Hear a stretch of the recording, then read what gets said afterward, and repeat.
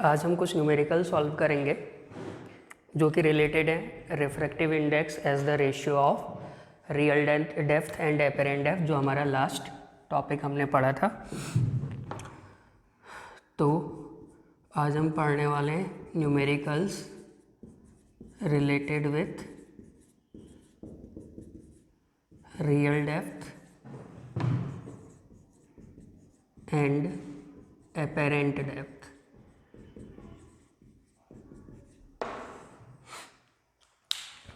तो हमने इसमें क्या पढ़ा था कि अगर हमारे पास कोई एक मीडियम है, मान लेते हैं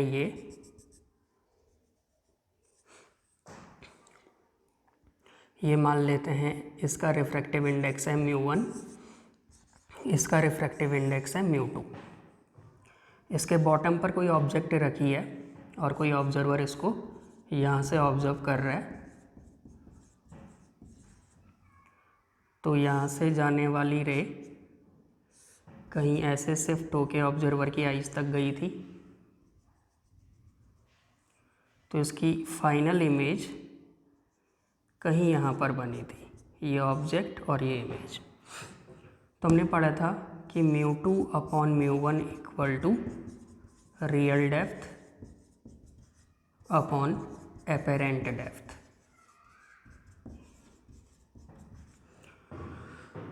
μ2 उस मीडियम का रिफ्रैक्टिव इंडेक्स होता है जहाँ से इंसिडेंट रे ट्रेवल कर रही है।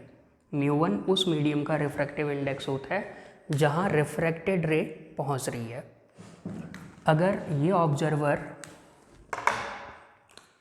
ऑब्जर्वर रेयरर मीडियम में, और वो रेयरर मीडियम क्या है, एयर। तो अगर ये मीडियम एयर है तो μ1 हम 1 रख सकते हैं।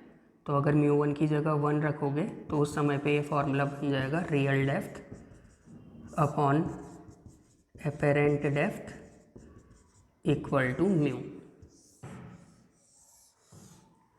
ये फॉर्मूला सिर्फ तभी लागू होगा जब ऑब्जर्वर रेयरर मीडियम से देख रहा हो और रेयरर मीडियम एयर हो।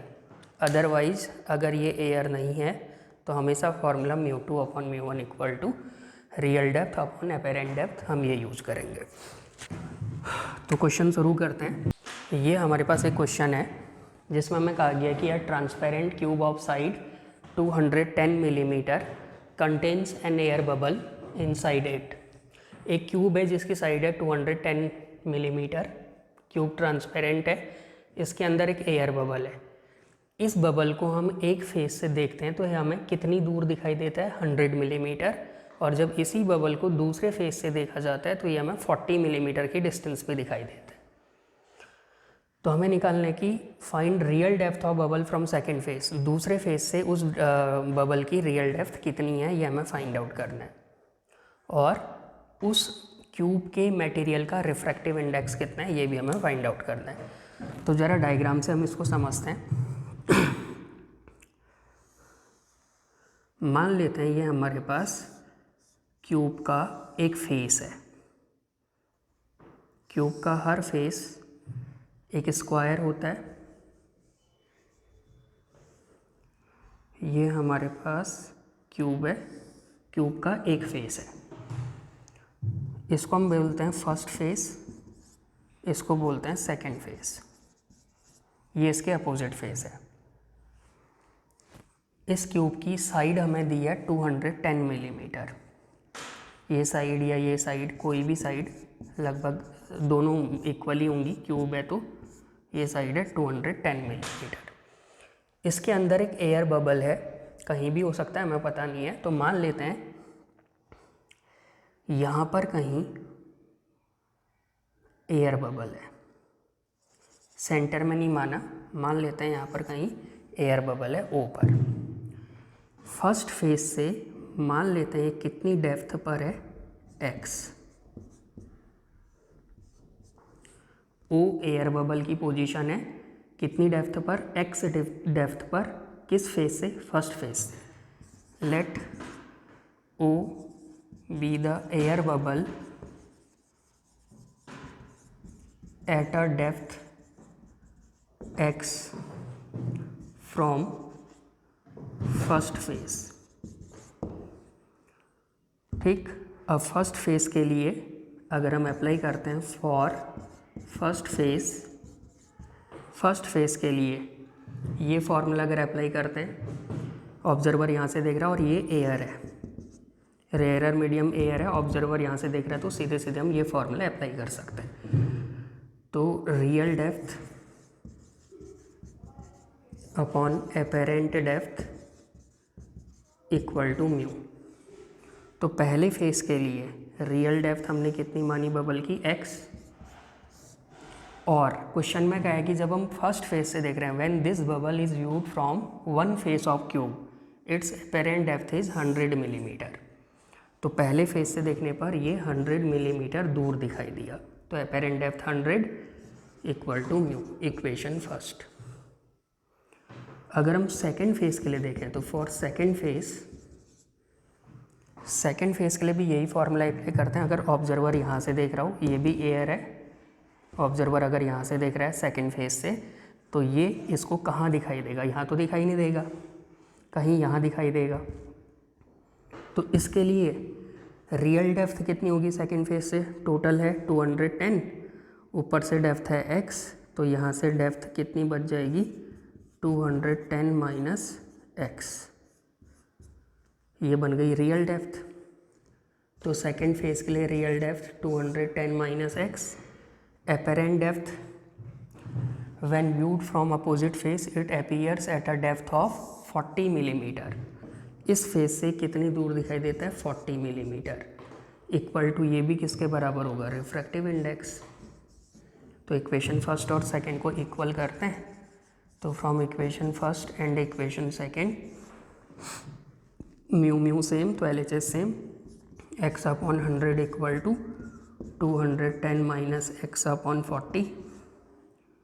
तो यहाँ से सॉल्व करके ये cancel out, 4x equal to ये हो जाएगा कितना 2100 माइनस 10x, तो plus 10x 14x equal to 2100, तो x equal to 2100 upon 14 metre. यानी कि ये डेप्थ x क्या था, x is the depth of bubble from first face, तो x का आंसर आ रहा है 150 मिलीमीटर। इसका मतलब ये जो बबल है फर्स्ट फेस से, इसकी रियल डेप्थ 150 मिलीमीटर है। लेकिन क्वेश्चन में हमें क्या निकालना है, find real depth of bubble from second face. ये तो क्या आ रही है, ये है real depth from first face, therefore real depth from second face equal to, second face से इसकी real depth 210 minus x, 210 minus x equal to 210 minus 150, तो ये कितना आ जाएगा 60 मिलीमीटर। अब इसका सेकंड पार्ट है and refractive index of material of cube. अब हमें इस क्यूब के मटेरियल का रिफ्रैक्टिव इंडेक्स निकालना है, तो x की वैल्यू को किसी एक इक्वेशन में पुट कर देते हैं। तो फ्रॉम x की वैल्यू को इक्वेशन फर्स्ट में पुट कर देते हैं, तो फ्रॉम इक्वेशन फर्स्ट x की वैल्यू आ रही है 150, तो 150 अपॉन 100 इक्वल टू म्यू, तो यहाँ से म्यू आ जाएगा 1.5। तो ये हमें क्यूब के मटेरियल का रिफ्रैक्टिव इंडेक्स मिल गया। नेक्स्ट क्वेश्चन, ये हमारे पास नेक्स्ट क्वेश्चन है। हमें दिया है कि यहाँ पर दो ऑब्जर्वर हैं O1 और O2। O1 सरफेस से 10 सेंटीमीटर ऊपर है, O2 सरफेस से 10 सेंटीमीटर नीचे है। इस मीडियम का रिफ्रैक्टिव इंडेक्स दिया है 1.5 और ये मीडियम एयर है, इसका रिफ्रैक्टिव इंडेक्स होगा 1। तो हमें निकालना है find where, first part O2 will appear to O1, O1 को O2 कहाँ दिखाई देगा, O1 को O2 कहाँ दिखाई देगा। O1 एयर से देख रहा है और O2 अंदर किसी दूसरे मीडियम में, सपोज अगर ये वाटर है तो O2 वाटर के अंदर है, तो O1 को ये O2 कहाँ दिखाई देगा, ये हमें फाइंड आउट करना है। तो हमें पता है O2 इतनी डेप्थ पर नहीं दिखाई देगा। जब ऑब्जर्वर रेयरर मीडियम से ऑब्जर्व करता है किसी डेंसर मीडियम में किसी ऑब्जेक्ट को, तो हमेशा एपेरेंट डेप्थ कम होती है, हमने लास्ट वाले लेक्चर में पढ़ा हुआ है। तो अब हम निकालते हैं कि O1 को O2 कहाँ दिखाई देगा। तो हम फर्स्ट पार्ट सॉल्व करते हैं। O1 ने देखना है O2 को, तो O2 की रियल डेप्थ सरफेस से कितनी है, 10 सेंटीमीटर। हमें एपेरेंट डेप्थ निकालनी है। तो हम जानते हैं μ2 upon μ1 equal to real depth upon apparent depth. तो अब μ2 μ1 क्या है, ऑब्जर्वर कौन है, ऑब्जर्वर है इस केस में, फर्स्ट केस में ऑब्जर्वर है O1। तो O1 को दिखाई कब देगा, जब O2 से जाने वाली रेज, O2 से चलने वाली रेज O1 तक आए। O2 से जाने वाली रेज O1 तक आएंगी, तभी तो O1 को दिखाई देगा O2। तो इसका मतलब रेज इस मीडियम से इस मीडियम में जा रही है। तो इंसिडेंट रे जिस मीडियम से आती हैं, इंसिडेंट रे जिस मीडियम से आती हैं उसका रिफ्रैक्टिव इंडेक्स μ2 होता है। तो यहाँ पर यहाँ से रेज आ रही हैं, तो इसका रिफ्रैक्टिव इंडेक्स है 1.5 μ2। μ1 उस मीडियम का रिफ्रैक्टिव इंडेक्स जहाँ रे ट्रैवल करके जाती हैं, तो यहाँ एयर है 1। रियल डेप्थ एपेरेंट डेप्थ हमेशा सरफेस से मेजर करते हैं, तो ये रहा सरफेस। तो सरफेस से कितनी डेप्थ पर ये O2 है, 10 सेंटीमीटर, ये रियल डेप्थ। एपेरेंट डेप्थ हमने फाइंड आउट करनी है। तो यहाँ से D apparent equal to 10 upon 1.5 यानी कि 100 अपॉन 15, यानी कि ये आ जाएगा 20/3 6.67 सेंटीमीटर। इसका मतलब ये O2 यहाँ 10 सेंटीमीटर की डेप्थ पर है, लेकिन जब O1 देख रहा है तो O1 को क्या लग रहा है कि वो सरफेस से 6.67 सेंटीमीटर की डेप्थ पर है। मतलब O1 उसको यहाँ कहीं दिखाई दिया 10 से ऊपर, यानी कि एपेरेंट डेप्थ कम हो गई। और ऐसा होना भी चाहिए, क्योंकि ऑब्जर्वर रेयरर मीडियम से देख रहा है तो एपेरेंट डेप्थ कम हो जाएगी। तो ये जो डी एपेरेंट आया ये तो फ्रॉम सरफेस है। हमें अगर पूछा गया कि from where, find where O2 will appear to O1, O1 को O2 कहाँ नज़र आ रहा है, तो हम ये लिख सकते हैं 6.67 centimetre depth from the surface.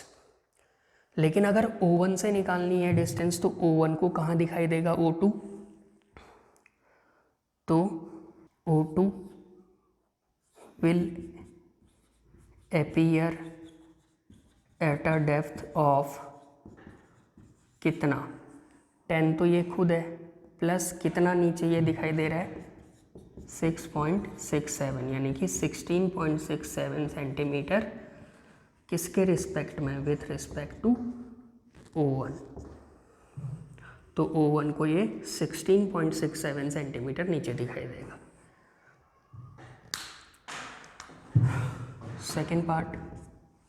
Second part पूछा है O1 will appear to O2। अब O1 कहाँ दिखाई देगा O2 को, हम जानते हैं ये थोड़ा सा ऊपर दिखाई देगा, क्योंकि ये O2 ने देखना है, O2 ऑब्जर्वर है, ऑब्जर्वर डेंसर मीडियम में है, तो डेंसर मीडियम से जब ऑब्जर्वर देखता है तो एपेरेंट हाइट ज़्यादा होती है। तो O2 ने O1 को देखना है, तो उसके लिए भी हम μ2 upon μ1 equal to real depth upon apparent depth apply करते हैं। अब ज़रा सोचते हैं μ2 μ1 क्या है। अभी ऑब्जर्वर कौन है, O2। O2 ने O1 को देखना है, तो ऑब्जर्वर है O2। ये O2 को O1 कब दिखाई देगा, जब O1 से आने वाली रेज O2 तक आ रही हो। O1 से रेज आनी चाहिए O2 तक, तभी तो O2 को दिखाई देगा। तो इसका मतलब ये वाले मीडियम का रिफ्रैक्टिव इंडेक्स हम μ2 बोलेंगे और इसका रिफ्रैक्टिव इंडेक्स μ1। तो μ2 अभी 1 और μ1 कितना 1.5। रियल डेप्थ यहाँ से इसकी रियल हाइट कितनी थी 10 सेंटीमीटर सरफेस से, एपेरेंट हमें निकालना है, तो यहाँ से D apparent equal to 15 centimetre, यानी कि ये हमें 15 से, ये O2 को 15 सेंटीमीटर ऊपर यहाँ कहीं दिखाई देगा। ये कहाँ से? From surface. लेकिन अगर हमें O2 के रिस्पेक्ट में निकालना है तो विथ रिस्पेक्ट टू O2 तो टोटल डिस्टेंस कितनी हो जाएगी? 10 तो ये है, प्लस इससे 15 सेंटीमीटर ऊपर, तो ये आ जाएगा 25 सेंटीमीटर। तो ये क्वेश्चन भी इम्पोर्टेंट है। नेक्स्ट क्वेश्चन हमारे पास है find position of final image. इस डायग्राम में हमें फाइनल इमेज निकालनी है इस ऑब्जेक्ट की। ये ए बी और सी डी दो सरफेसेस हैं। ए बी कोई एक प्लेन ग्लास का सरफेस है सपोज, ऐसी सी डी भी एक ग्लास का सरफेस है। ये ऑब्जेक्ट इस ए बी सरफेस से 10 सेंटीमीटर दूर रखी है। इन दोनों सरफेस के बीच की भी डिस्टेंस 10 सेंटीमीटर है और ऑब्जर्वर यहाँ से ऑब्जर्व कर रहा है।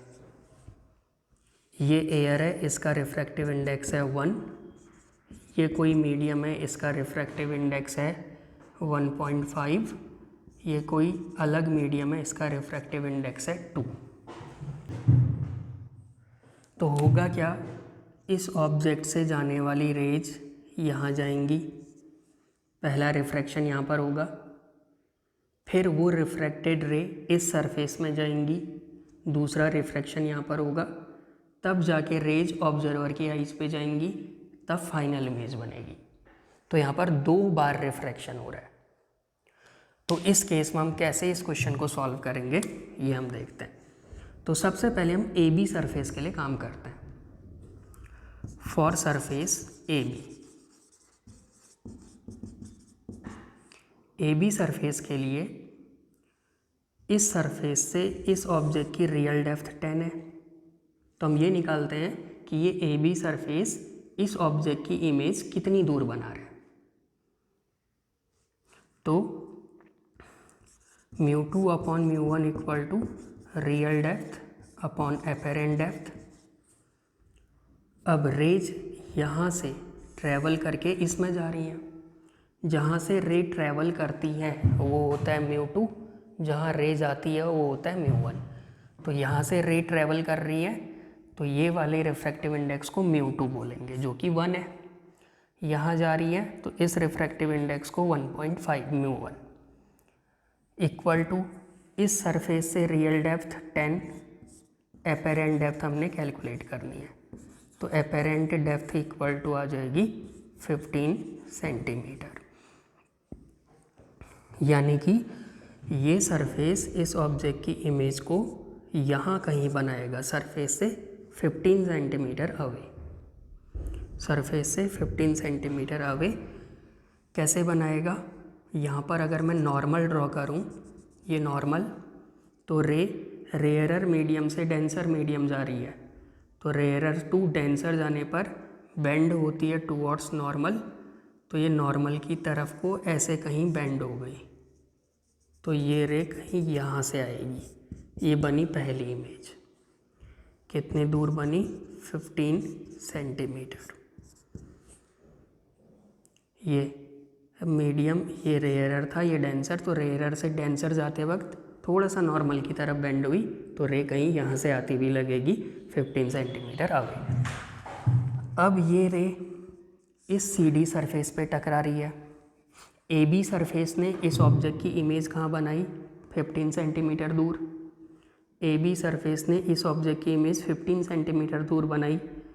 तो ये जो इमेज बनी है ये सी डी सरफेस के लिए ऑब्जेक्ट के जैसे बिहेव करेगी। ये जो इमेज बनी, पहले सरफेस ने जो इमेज बनाई 15 सेंटीमीटर डिस्टेंस पर, वो सी डी सरफेस के लिए एक वर्चुअल ऑब्जेक्ट के जैसे बिहेव करती है। The image I1 formed by AB behaves as virtual object for CD। तो सी डी के लिए ये वर्चुअल ऑब्जेक्ट है। सी डी को लगेगा कि ऑब्जेक्ट यहाँ रखी है, यहाँ नहीं, क्योंकि सी डी के लिए तो रेज यहाँ से आ रही हैं, तो सी डी के लिए ये ऑब्जेक्ट है। तो इसके लिए अब रिफ्रैक्शन के बाद रेज कहाँ जाती हैं ये निकालते हैं। तो μ2 upon μ1 equal to real depth upon apparent depth. अब रेज यहाँ से उधर जा रही हैं, तो ये μ2 ये μ1, तो μ2 कितना 1.5, μ1 कितना 2 इक्वल टू रियल डेप्थ यहाँ से। अब सी डी सरफेस के लिए हो रहा है, तो सी डी सरफेस के लिए रियल डेप्थ ये है ऑब्जेक्ट, तो यहाँ से इस ऑब्जेक्ट की डिस्टेंस 10 + 15 यानी कि 25। एपेरेंट डेप्थ हमें निकालनी है, ये ऑब्जेक्ट है सी डी के लिए, तो सी डी के लिए टोटल डेप्थ 10 + 15 25, तो D apparent equal to 50 upon 1.5 यानी कि 500 अपॉन 15 यानी कि 100/3, 100/3 यानी कि 33.3 सेंटीमीटर। यानी कि ये सरफेस इमेज इससे कितनी दूर बना रहा है 33.3, ये कितना दूर है इससे 25, इससे भी कहीं दूर, यहाँ कहीं फाइनल इमेज I बन रही है। कितनी दूर 33.3 centimetre from C D, A B से नहीं, सी डी से 33.3 सेंटीमीटर के डिस्टेंस पर यहाँ कहीं फाइनल इमेज IF यहाँ बनेगी। कैसे बनेगी, ये इंसिडेंट रे यहाँ टकराई, अगर मैं इसको मिटा दूँ, ये था 1.5, ये नॉर्मल रेज इस मीडियम से इस मीडियम में जा रही है। कौन डेंसर कौन रेयरर, तो शायद वो डेंसर है, क्योंकि इसका रिफ्रैक्टिव इंडेक्स 2 है, इसका 1.5 है, तो इसका रिफ्रैक्टिव इंडेक्स ज़्यादा है, तो ये डेंसर, तो रेज डेंसर में जा रही हैं, तो बेंड होंगी टुवर्ड्स द नॉर्मल, तो टुवर्ड्स द नॉर्मल बेंड होके ये कहीं जाना तो ऐसे चाहिए था इसने, लेकिन कहीं ऐसे चली गई, जाना सीधे चाहिए था लेकिन कहीं ऐसे जाएगी। तो इस रे को हम जब पीछे बढ़ाएंगे तो ये कहीं यहाँ से आती हुई लगेगी। तो दो बार, एक बार यहाँ से रिफ्रैक्शन हुआ, फिर एक बार यहाँ से रिफ्रैक्शन हुआ, तो फाइनल इमेज 33.3 सेंटीमीटर की डिस्टेंस पे बनेगी। तो अगर दो बार रिफ्रैक्शन होता है तो हम क्या करते हैं, पहले एक बार एक सरफेस से एपेरेंट डेप्थ निकाल लेते हैं, फिर जो एपेरेंट डेप्थ आती है वो दूसरे सरफेस के लिए वर्चुअल ऑब्जेक्ट के जैसे बिहेव करेगी, फिर उस सरफेस के लिए μ2/μ1 equal to real depth upon apparent depth लगा के हम फाइनल इमेज की पोजीशन कैलकुलेट कर सकते हैं। नेक्स्ट क्वेश्चन, अगला क्वेश्चन हमारे पास है, हमारे पास एक कंटेनर है, इस कंटेनर में 3 लिक्विड्स हैं। इस लिक्विड का रिफ्रैक्टिव इंडेक्स μ1 है, इसका μ2 है और इस लिक्विड का रिफ्रैक्टिव इंडेक्स μ3 है। तीनों अलग अलग लिक्विड हैं, अलग अलग रिफ्रैक्टिव इंडेक्स के, और तीनों इमिसेबल लिक्विड्स हैं। इमिसेबल लिक्विड मतलब आपस में मिक्स नहीं हो रहे हैं, इमिसेबल लिक्विड्स हैं तीनों। पहला वाला जो लिक्विड है D1 डेप्थ तक फिल्ड है, दूसरा D2 डेप्थ तक फिल्ड है, तीसरा D3 डेप्थ तक फिल्ड है। हमें पूछा है कि यहाँ पर इसके बॉटम पर कोई ऑब्जेक्ट रखी है O पर, हमें निकालना है अगर कोई ऑब्जर्वर इस सरफेस से ऑब्जर्व करे, ऊपर से इसको ऑब्जर्व करे, तो ये कितनी डेप्थ पर दिखाई देगी ये निकालना है। ये ऑब्जेक्ट बॉटम पर रखी है, ऑब्जर्वर अगर ऊपर से ऑब्जर्व करे तो ये यहाँ दिखाई देगी या कहाँ दिखाई देगी, ये हमें फाइंड आउट करना है। तो ये तीन इमिसेबल लिक्विड्स हैं, μ1 μ2 μ3 इनके रिफ्रैक्टिव इंडेक्स हैं, और हमें दिया है μ3 ग्रेटर μ2 ग्रेटर μ1। सबसे ज़्यादा रिफ्रैक्टिव इंडेक्स इसका है, फिर इसका सबसे कम है। तो इस ऑब्जेक्ट को ऊपर से देखने पर इसकी अपरेंट डेप्थ कहाँ दिखेगी, ये हमें कैलकुलेट करना है। तो सबसे पहले ये ऑब्जेक्ट से आने वाली रेज जब ऑब्जर्वर तक आएंगी तो ऑब्जेक्ट से जो रे आएगी, पहला रिफ्रैक्शन यहाँ होगा। ऑब्जेक्ट से आने वाली रे पहली बार यहाँ रिफ्रैक्ट होगी, क्योंकि मीडियम बदल रहा है, अलग अलग रिफ्रैक्टिव इंडेक्स है। तो ये हमारे पास सरफेस 1, पहला रिफ्रैक्शन यहाँ होगा। फिर जब रे यहाँ से बाहर जाएगी तो ये दूसरा सरफेस है, यहाँ पर भी रिफ्रैक्शन होगा। फिर जब रे यहाँ जाएगी तो यहाँ भी रिफ्रैक्शन होगा, बाहर एयर है, एयर का रिफ्रैक्टिव इंडेक्स 1, सरफेस 3। तो 3 रिफ्रैक्शन हो रहे हैं। थर्ड रिफ्रैक्शन के बाद हमें फाइनल इमेज दिखाई देगी। तो अभी इससे पहले हमने जो लास्ट क्वेश्चन किया था वैसे ही हम इसको करेंगे। पहले हम सरफेस 1 से अपरेंट डेप्थ निकालते हैं कहाँ पर बन रही है। तो फॉर सरफेस 1, सरफेस 1 के लिए μ2/μ1 equal to real depth upon apparent depth. तो यहाँ से रेज यहाँ जा रही हैं, जहाँ से रे चलती है वो रिफ्रैक्टिव इंडेक्स μ2, जहाँ जाती है वो μ1। तो यहाँ से रे जा रही है तो μ3/μ2 equal to real depth apparent depth surface से मेज़र करते हैं। इस सरफेस से इसकी रियल डेप्थ कितनी है, d3, अपरेंट डेप्थ पता नहीं, d डैश, तो d dash equal to μ2/μ3 into d3, यानी कि पहले सरफेस से इमेज इतनी दूर दिखाई देगी। अब ये डिस्टेंस कितनी है, μ2/μ3 इंटू d3। μ3 की वैल्यू μ2 से ज़्यादा है, ये μ3 ज़्यादा है μ2 से, तो इसका मतलब ये वाली वैल्यू 1 से कम आएगी। ये μ3 ज़्यादा है μ2 से, तो μ2/μ3 1 से कम आएगा। μ3 ज़्यादा है तो ये μ2/μ3 1 से कम आएगा। तो 1 इंटू d3 करेंगे तो ओवरऑल वैल्यू d3 से कम आएगी। d3 ये इससे कम, यानी कि ये यहाँ कहीं हमें दिखाई देगा। पहली इमेज यहाँ कहीं बनेगी। कितनी डेप्थ पर, d डैश, ये d डैश इतना है जो हमने कैलकुलेट किया। अब ये जो इमेज है ये सरफेस 2 के लिए वर्चुअल ऑब्जेक्ट होगी, I1 ये ऑब्जेक्ट होगी फॉर सरफेस 2। तो सरफेस 2 के लिए हम ये रिलेशन लगाते हैं। अब रेज सरफेस 2 ये है, रेज यहाँ से इधर जाएंगी, इधर से इधर, तो μ2/μ1 equal to real depth surface 2 से इस ऑब्जेक्ट I1 की रियल डेप्थ इस सरफेस से, ये डेप्थ है d2 प्लस d डैश, इतनी डेप्थ पर है ऑब्जेक्ट, d2 प्लस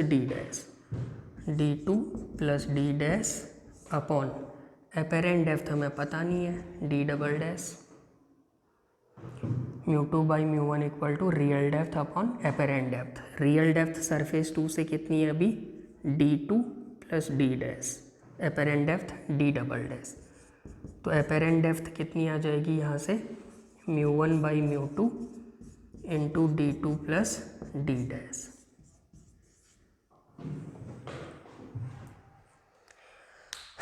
यानी कि सरफेस 2 के लिए इमेज इतनी डेप्थ पर बनेगी। अब इसमें भी μ2 ज़्यादा है μ1 से, तो ये वैल्यू 1 से कम आएगी, यानी कि overall value d2 plus d dash से कम होगी। तो d2 प्लस d डैश से कम यहाँ कहीं एक इमेज बनेगी I2। अब ये I2 इमेज सरफेस 3 के लिए ऑब्जेक्ट होगी, तो I2 इमेज ऑब्जेक्ट होगी फॉर सरफेस 3। तो अब सरफेस 3 के लिए हम ये रिलेशन लगाते हैं। सरफेस 3 में रेज इस मीडियम से एयर में जा रही है, तो μ1 बाई μa इस मीडियम से इस मीडियम में जा रही है। रियल डेप्थ सरफेस 1 से ये है ऑब्जेक्ट, तो सरफेस 1 से यहाँ तक की टोटल डेप्थ ये है कितना d1 प्लस ये कितना है d डबल डैश, ये डेप्थ है d डबल डैश। तो सरफेस 1 से total depth d1 plus d double dash, ये बन गई real depth upon apparent depth हमें निकालने d ट्रिपल डैश मान लिया। μ1 mu air 1 d1 plus d double dash upon d triple dash, तो यहाँ से d triple dash equal to 1 upon μ1 d1 plus d double dash. यानी कि जो फाइनल इमेज है, अब तो कहीं रिफ्रैक्शन होना नहीं है, तो फाइनल इमेज हमें इतनी डेप्थ पर दिखाई देगी, d ट्रिपल डैश डेप्थ पर। तो इसको ज़रा सॉल्व करते हैं।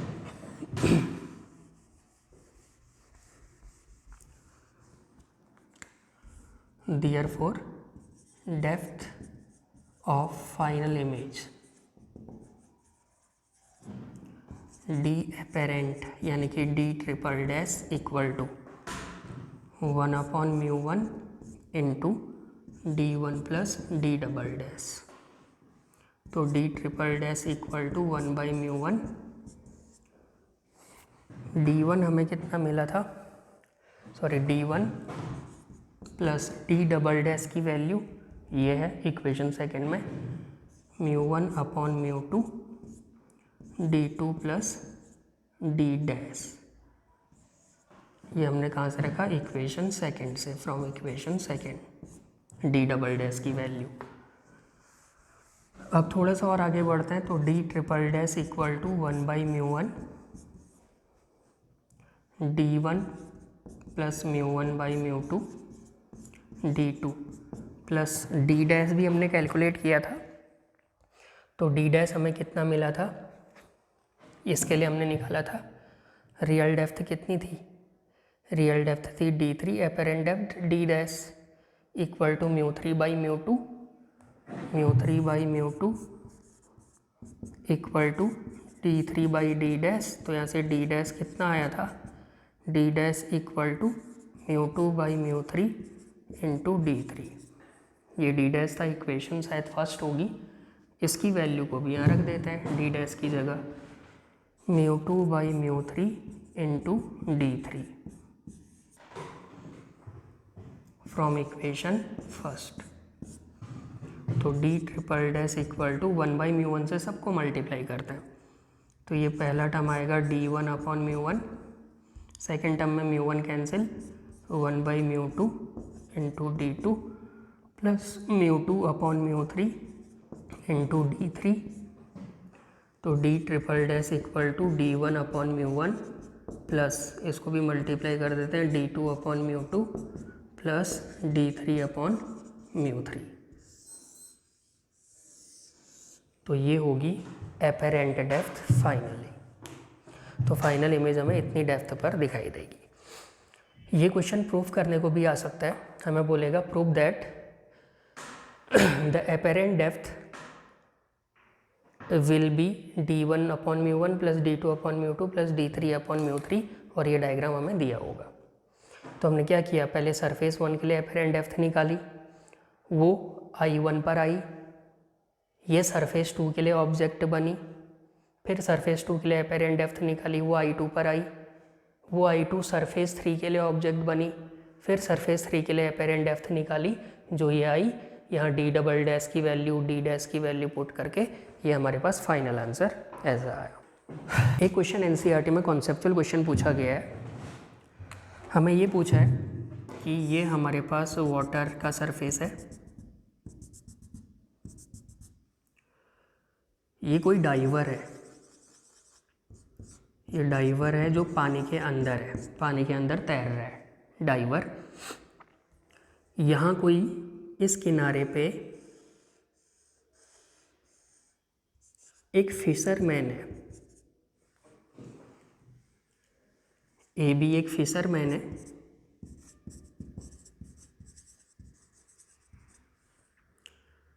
ये डाइवर इस फिशरमैन को देख रहा है।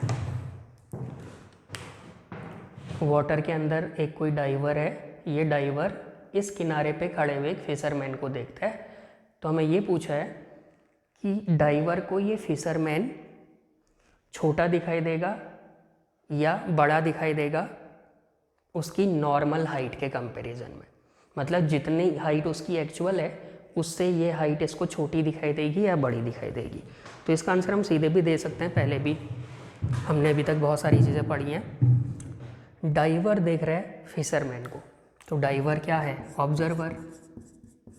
डाइवर फिशरमैन को देख रहा है तो ये ऑब्जर्वर है। तो ऑब्जर्वर डेंसर मीडियम में, फिशरमैन रेयरर मीडियम में। तो डेंसर से जब हम रेयरर देखते हैं तो हमेशा एपेरेंट हाइट ज़्यादा होती है, तो इसका मतलब फिशरमैन की हाइट ज़्यादा दिखाई देगी। रे डायग्राम से भी हम बना सकते हैं। यहाँ से चलने वाली रे मान लो यहाँ टकराई, यहाँ पर नॉर्मल बनाया, रे को रेयरर से डेंसर जाना है तो रे बेंड होगी टुवर्ड्स द नॉर्मल, ये बेंड हो गई ऐसे। मान लो एक रे कहीं यहाँ टकराई, ये नॉर्मल, ये भी बेंड होगी टुवर्ड्स द नॉर्मल ऐसे।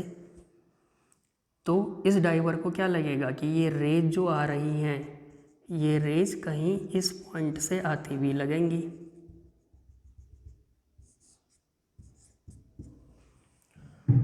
ये जो रेज आ रही हैं यहाँ से ट्रेवल करके, ये रेज तो कहीं ऊपर दूसरी जगह से आती हुई नज़र आ रही हैं। इसका मतलब इस फिशरमैन की एपेरेंट हाइट ज़्यादा नज़र आएगी। तो जब डाइवर किनारे पे खड़े हुए किसी फिशरमैन को देख रहा है तो फिशरमैन की हाइट नॉर्मल हाइट से ज़्यादा नज़र आएगी। उल्टा अगर फिशरमैन इस डाइवर को देखे तो डाइवर कितनी डेप्थ पर नज़र आएगा? तो डाइवर कम डेप्थ पर नज़र आएगा, यहाँ नज़र नहीं आएगा बल्कि यहाँ कहीं नज़र आएगा। क्योंकि अगर फिशरमैन देख रहा है तो फिशरमैन ऑब्जर्वर है, अगर ये ऑब्जर्वर है रेयरर से डेंसर देख रहा है तो डेंसर मीडियम में कोई चीज़ हमें ऊपर नज़र आती है। कैसे? अगर ये फिशरमैन है ए बी, ये डाइवर की पोजीशन है, तो ये ऑब्जर्वर है अभी, तो इसको दिखाई कब देगा? जब यहाँ से चलने वाली रेज यहाँ तक पहुँचे। तो यहाँ से मान लेते हैं एक रे ये ट्रैवल की, ये नॉर्मल, जाना डेंसर से रेयरर है तो रे कहाँ जाएगी? Away from normal. तो अवे फ्रॉम नॉर्मल जाएगी तो ये कहीं नॉर्मल से दूर हटके ऐसे कहीं गई। दूसरी रे कहीं ऐसे चले गई नॉर्मली, तो ऑब्जर्वर को क्या लगेगा? ऑब्जर्वर यहाँ से ऑब्जर्व कर रहा है तो इसको क्या लगेगा कि ये रे कहीं यहाँ से आ रही है, तो इसकी इमेज हमें यहाँ नज़र आएगी। तो अगर फिशरमैन अगर डाइवर को देखेगा तो डाइवर लेस डेप्थ पे नज़र आएगा, जबकि डाइवर अगर फिशरमैन को देखेगा तो फिशरमैन की हाइट नॉर्मल हाइट से ज़्यादा नज़र आएगी। नेक्स्ट क्वेश्चन, तो ये हमारे सामने एक नया क्वेश्चन है। A bird in air looks at a fish directly below it inside a transparent liquid in a tank। एक टैंक में एक ट्रांसपेरेंट लिक्विड है, उसके अंदर एक फिश है और बर्ड एयर से उस फिश को देखती है जो कि पानी के अंदर है। If the distance of the fish as estimated by the bird is h1, if the distance of the fish as estimated by the bird ने फिश की जो डिस्टेंस को देखा वो h1 थी। मतलब बर्ड को फिश कितनी डिस्टेंस पे दिखाई दी? h1, and that of the bird as estimated by the fish is h2। और फिश ने बर्ड को देखा तो फिश को बर्ड h2 डिस्टेंस पे दिखाई देती है। तो हमें पूछा है what will be the refractive index of liquid. तो एक बार थोड़ा सा पुरानी चीज़ों को देख लेते हैं। हमने अभी तक क्या क्या पढ़ा था? कि अगर हमारे पास ये कोई मीडियम है डेंसर और ये कोई मीडियम है रेयरर, मान लेते हैं ये रेयरर मीडियम यहाँ पर एयर है, ये कोई भी डेंसर मीडियम है। यहाँ कोई ऑब्जेक्ट रखी है बॉटम पर डेंसर मीडियम में, ऑब्जर्वर अगर एयर से ऑब्जर्व करे तो इसकी इमेज, अगर ऑब्जर्वर यहाँ कहीं से ऑब्जर्व करता है, ये ऑब्जर्वर है, तो ऑब्जर्वर को इसकी इमेज कहीं यहाँ दिखाई देती है। ये ऑब्जेक्ट की इमेज कहीं ऊपर बनती है जब ऑब्जर्वर एयर से ऑब्जर्व कर रहा हो। तो एपेरेंट डेप्थ यहाँ पर कम हो जाती है, रियल डेप्थ यहाँ ज़्यादा है, तो यहाँ पर एपेरेंट डेप्थ कितनी कम हो जाती है, रियल डेप्थ का म्यू टाइम्स, यानी कि सीधे सीधे हम एपेरेंट डेप्थ निकाल सकते हैं 1/μ टाइम्स ऑफ रियल डेप्थ। इसी का उल्टा अगर ऑब्जर्वर यहाँ से ऑब्जर्व करता, अगर ऑब्जर्वर यहाँ कहीं से ऑब्जर्व कर रहा होता, यहाँ ऑब्जर्वर होता, यहाँ से ऑब्जर्वर ऑब्जर्व कर रहा है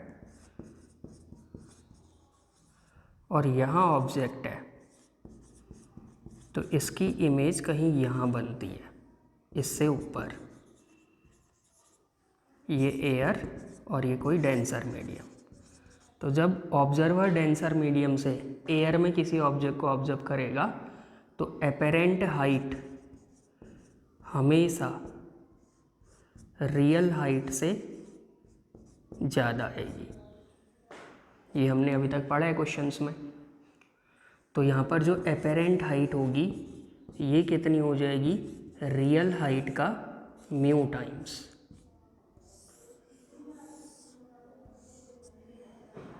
तो ये सीधे सीधे हमें याद होना चाहिए, अगर ऑब्जर्वर एयर से ऑब्जर्व करे डेंसर मीडियम में रखी हुई किसी ऑब्जेक्ट को, तो हमेशा एपेरेंट हाइट, एपेरेंट डेप्थ कम आएगी रियल डेप्थ से।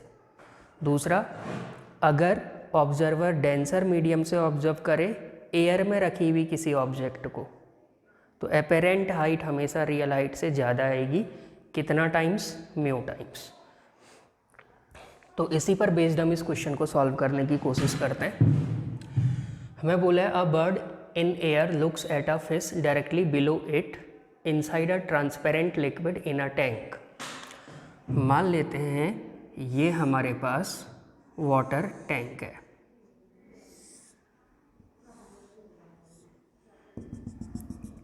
ये हमारे पास वाटर टैंक है, इसमें वाटर फिल्ड है। मान लेते हैं वाटर का रिफ्रैक्टिव इंडेक्स है म्यू डब्ल्यू वाटर का रिफ्रैक्टिव इंडेक्स है। ये बर्ड की पोजीशन है, सपोज बर्ड ये ऑब्जेक्ट के जैसे बिहेव करेगी अभी। तो हमें क्या बोल रखा है, if the distance of the fish, यहाँ बॉटम पे कहीं फिश है मान लेते हैं, ये फिश की पोजीशन है, फिश और ये bird. If the distance of the fish as estimated by the bird is h1, मान लेते हैं इस सरफेस से बर्ड की हाइट है h1। h1 तो हमें दिया है, h1 नहीं मान सकते, तो मान लेते हैं बर्ड की हाइट है x। ऐसे ही इसी सरफेस से फिश की डेप्थ है सपोज y, ये मैंने मान लिया। ये अपनी ओर से माने गए वेरिएबल्स हैं, तो फाइनल आंसर में x और y नहीं आने चाहिए। x क्या है, real height of the bird from the surface, y क्या है, real depth of the fish from the surface. अब हमें बोला है if the distance of the fish as estimated by the bird is h1, जैसी bird ने fish को देखा तो फिश h1 डेप्थ पे दिखाई दी। बर्ड ने जैसे ही फिश को देखा तो फिश h1 डेप्थ पे दिखाई दी। जब बर्ड इस फिश को देखेगी तो क्या फिश यहीं दिखाई देगी, बर्ड कहाँ है, एयर में, फिश डेंसर मीडियम में, तो इसका मतलब बर्ड को फिश कहीं ऊपर दिखाई देगी। मान लेते हैं यहाँ कहीं ये फिश की इमेज है आई एफ, एपेरेंट डेप्थ कम हो जाएगी। तो इस केस में जब बर्ड ने फिश को देखा तो फिश थोड़ा सा ऊपर दिखाई देगी इस पोजीशन आई एफ पर, और हमें दिया है if the distance of the fish as estimated by the bird is h1। अब बर्ड ने फिश को कितनी डेप्थ पर देखा है, h1। ये डेप्थ हमें बर्ड से दी गई है फिश की, तो बर्ड से लेके फिश तक की जो डेप्थ है ये हमें क्वेश्चन में दिया गया है h1। बर्ड ने फिश को h1 डेप्थ पे देखा यहाँ पर, पहला केस। तो इस केस के लिए क्या हम ये निकाल सकते हैं कि ये बर्ड ने जब फिश को देखा तो फिश की एपेरेंट डेप्थ कितनी दिखाई दी होगी, कम दिखाई दी है। तो apparent depth of fish D apparent equal to, कम दिखाई देगी, कितनी कम, 1/μ times of D real, mu water का म्यू डब्ल्यू, और रियल डेप्थ फिश की कितनी थी सरफेस से, रियल डेप्थ हमने मानी थी y, सरफेस से फिश की रियल डेप्थ y, यानी कि D apparent for fish will be y/μw,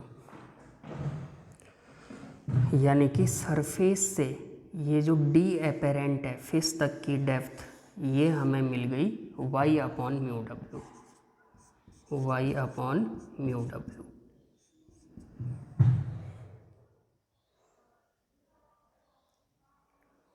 ठीक, अब बर्ड को तो फिश कहाँ दिखाई दी, h1 डेप्थ पर, क्वेश्चन में क्या है, बर्ड को तो फिश h1 डेप्थ पर दिखाई दी। तो या यहाँ पर h1 को हम क्या लिख सकते हैं, h1 ये पूरी डेप्थ है बर्ड से फिश तक की इमेज की, तो h1 को हम क्या लिख सकते हैं, x plus y/μw, x plus y/μw लिख सकते हैं। Therefore h1 equal to x plus y/μw, h1 equal to x plus y/μw, या h1 इक्वल टू एलसीएम ले लेते हैं, μw(x plus y/μw equation first.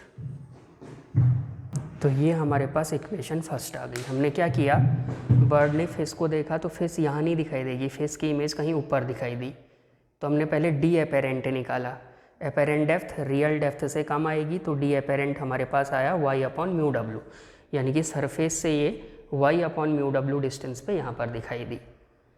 और क्वेश्चन में क्या है कि बर्ड को फिश कहाँ दिखाई देती है, h1 डेप्थ पर, तो h1 इक्वल टू क्या लिख सकते हैं, x प्लस y/μw, यहाँ से इक्वेशन फर्स्ट हमारे पास बन गई।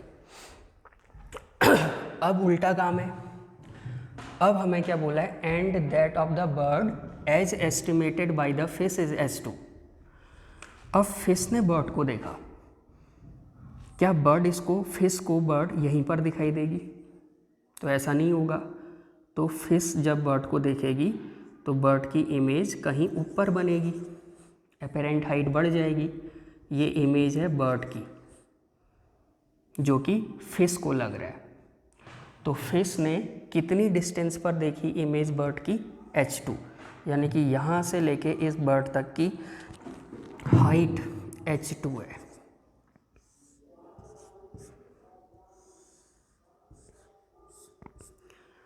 फिश ने बर्ड की इमेज h2 हाइट पे देखी, तो क्या हम इस सरफेस से इस बर्ड की एपेरेंट डेप्थ निकाल सकते हैं, तो एपेरेंट डेप्थ या apparent height of fish from surface,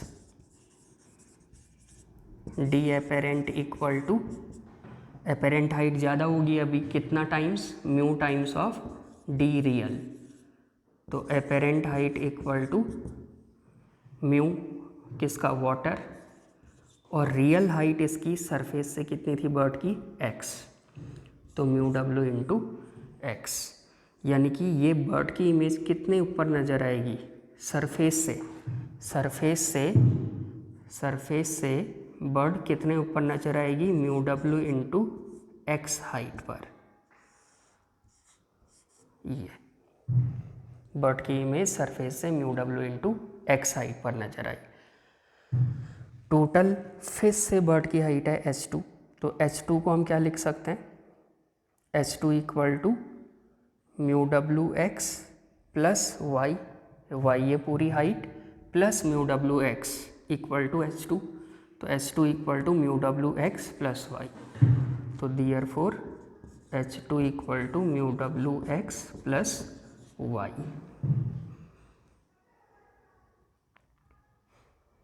तो h2 इक्वल टू ये mu W X plus Y, या हम ऐसा कर सकते हैं, यहीं पर वैल्यू पुट कर देते हैं, mu W X plus Y यहाँ पर आ रहा है इक्वेशन फर्स्ट में, तो mu W X plus Y equal to क्या लिख सकते हैं, h1 into mu W, mu W X plus Y की वैल्यू को मैंने यहाँ से रखा h1 into mu W from equation first, तो यहाँ से mu of water equal to h2 upon h1, तो ये मिल गया हमें वाटर का रिफ्रैक्टिव इंडेक्स। तो क्वेश्चन इम्पोर्टेंट है। नेक्स्ट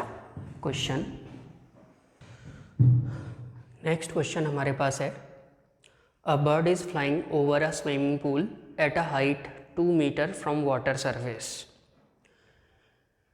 एक स्विमिंग पूल में वाटर के सरफेस से 2 मीटर की हाइट पर एक बर्ड फ्लाई कर रही है। If the bottom is perfectly plane reflecting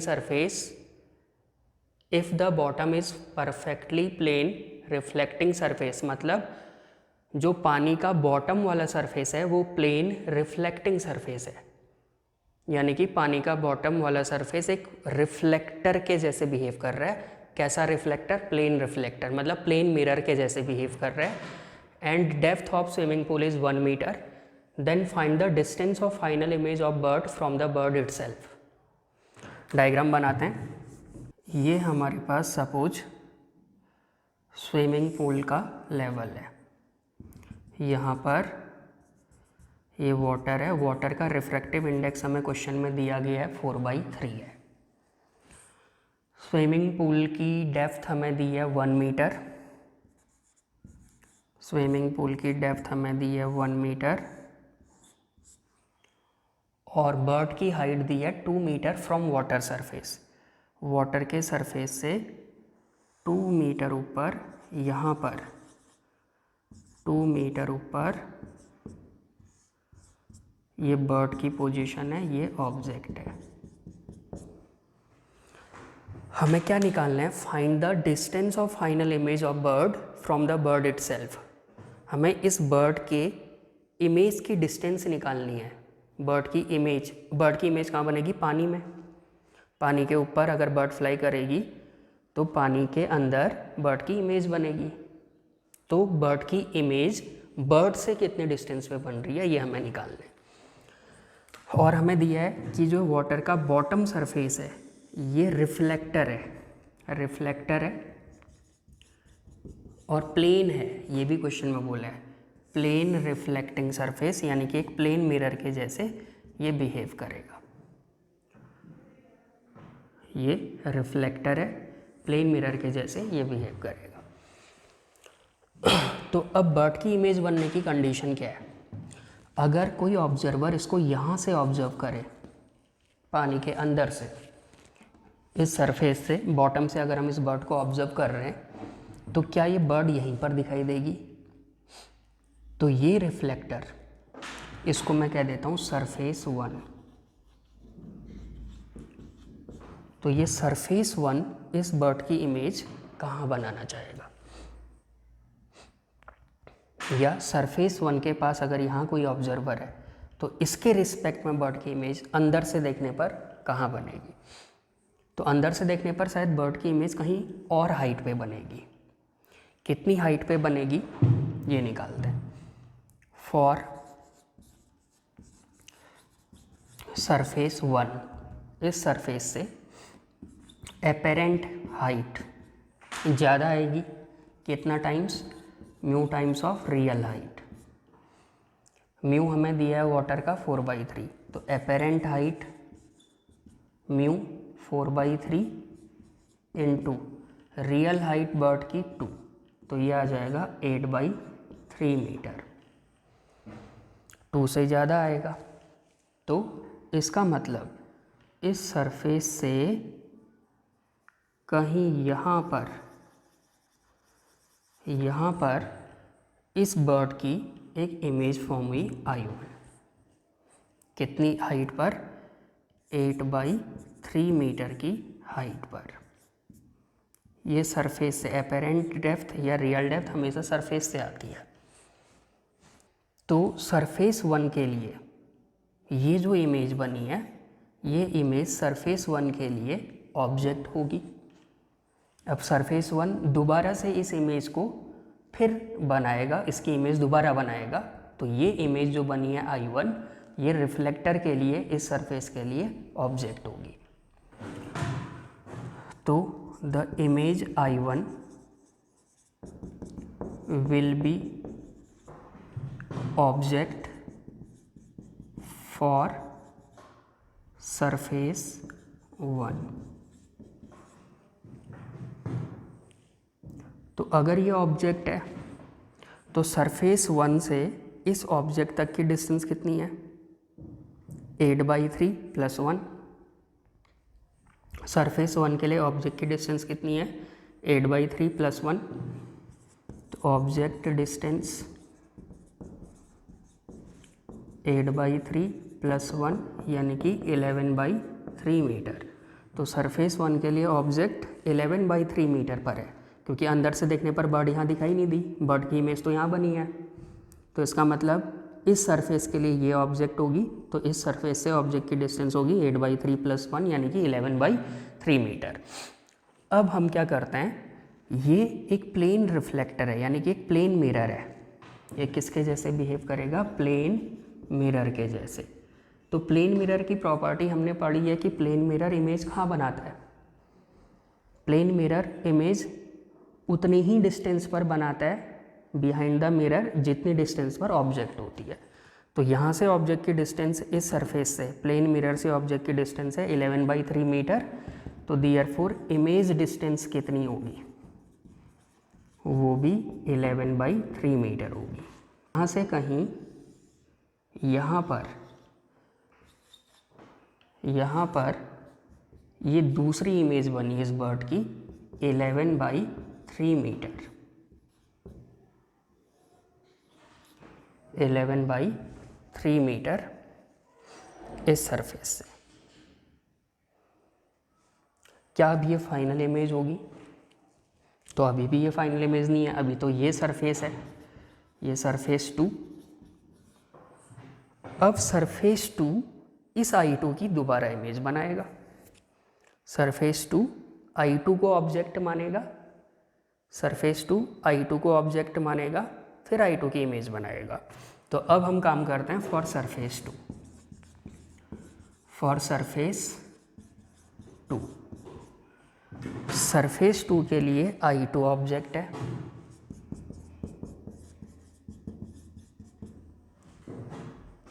तो क्या ये इमेज यहीं दिखाई देगी इस बर्ड को। अब ये बर्ड देख रही है, तो बर्ड को अपनी इमेज I2 यहाँ नहीं दिखाई देगी, बल्कि ऊपर दिखाई देगी। डेंसर मीडियम में हमेशा इमेज एपेरेंट डेप्थ कम आती है। तो सरफेस 2 के लिए अब एपेरेंट डेप्थ कितनी हो जाएगी, सरफेस 2 के लिए ये इमेज कहाँ बनेगी, कम हो जाएगी, 1/μ times of D real.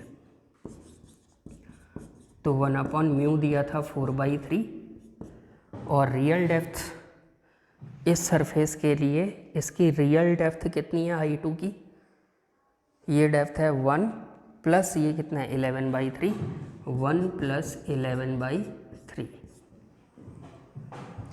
Surface 2 के लिए इस ऑब्जेक्ट की रियल डेप्थ 1 + 11/3, तो डी एपेरेंट = 3/4 ×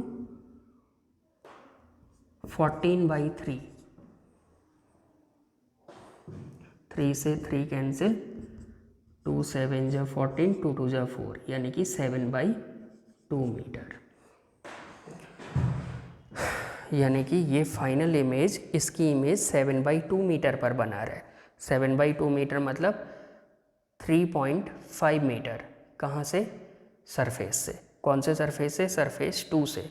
तो सरफेस 2 से 3.5 मीटर कहीं यहाँ इमेज, ये फाइनल इमेज यहाँ कहीं बनी, क्योंकि ये है 1 से ज़्यादा आ रही है ये डेप्थ। कितनी आ रही है? 7/2, 3 पॉइंट समथिंग, 3.5 मीटर। तो यहाँ कहीं फाइनल इमेज बनी। ठीक, ये बर्ड की फाइनल इमेज है। तो बर्ड को अपनी इमेज इतनी डेप्थ पर दिखाई यहाँ देगी। अब डायग्राम में मैं वहाँ बना रहा हूँ, फाइनल इमेज यहाँ कहीं दिखाई दे रही है। तो हमें क्या पूछा है? Find the distance of final image of bird from the bird itself. Bird से, बर्ड की फाइनल इमेज की डिस्टेंस हमें निकालनी थी। तो therefore distance of final image of bird from bird itself equal to self कितना हो जाएगा? 2 तो ये है, प्लस इससे कितना नीचे फाइनल इमेज दिखाई दी थी? 7/2 मीटर। तो ये कितना आ जाएगा? 2 + 7/2, यानी कि 11/2 मीटर। तो ये हमारे पास फाइनल आंसर इसका ऐसा होगा।